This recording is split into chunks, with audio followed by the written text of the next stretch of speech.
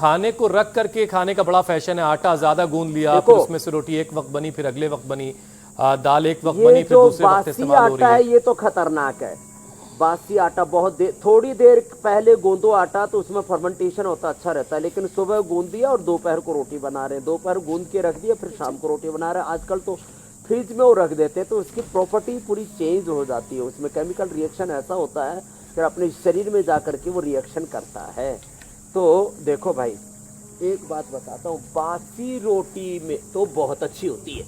हम तो बाजरे की और गेहूं की बासी रोटी, वैसे तो 90% हमारे यहाँ बाजरे की रोटी बनती थी, बाजरे की बासी रोटी और दही, उसमें ऐसे अच्छे वाले बैक्टीरिया होते हैं, अपने आप डाइजेस्ट हो जाता है। ये आपको एकदम का बासी आटा नहीं, बासी रोटी के ऊपर तो आप नेट के ऊपर जाकर के देखोगे तो आपको हजारों वीडियो मिल जाएंगे कि बासी रोटी कैसे डाइजेशन के लिए, पेट के लिए अच्छी होती है।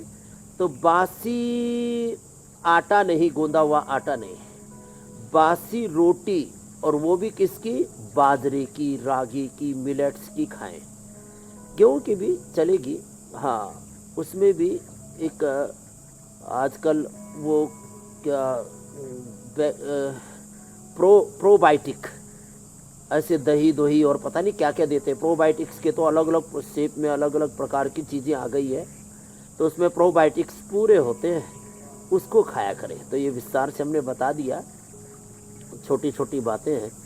पहले कौन सुबह सुबह चूल्हा जलाता था, सब अपने खेतों में काम करते थे, घर में काम करते थे, दोपहर शाम को 2 ही बार चूल्हा जलता था, उससे काम हो जाता था। आहा स्वामी जी, ये और रात की जो राबड़ी है ना, रात को पानी में और छाछ में इसको जो के आटे को दलिया बना के रख दिया, सुबह उसको खाया छाछ मिला करके, और वो तो सुपर डाइजेस्टिव ठंडा एहसास होने लगा। गर्मी तो स्वामी जी, रात की जो बासी रोटी दोपहर में हल चलाते थे, सुबह जो है एकदम अच्छी सी छाछ में थोड़ा सा उसमें भुना हुआ जीरा डाल के, ये मेरी दादी का गर्मियों का सुबह का जो है आहार हुआ करता था।